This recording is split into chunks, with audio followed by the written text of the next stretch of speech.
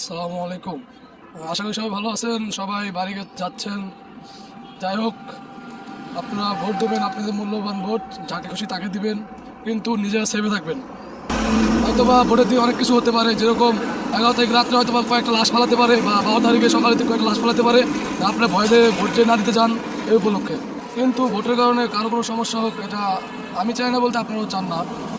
আজকে যাদের জন্য আপনারা ভোট দেবেন জীবন বাজি রেখে, ওরাই আপনাকে আপনার একটা ভোটের কারণে ওরা জিতবে, জেতার পরে ওরাই আপনার সঙ্গে অনেক খারাপ বিহেভ করবে।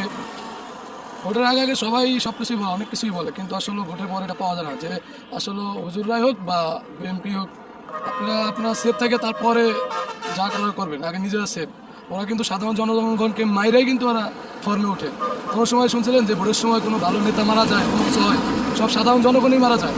তো আপনারা ওইভাবেই থাকবেন, ওইভাবে ভোট দিতে যাবেন, খুব সাবধান, খুব কেয়ারফুল। আসসালামু আলাইকুম।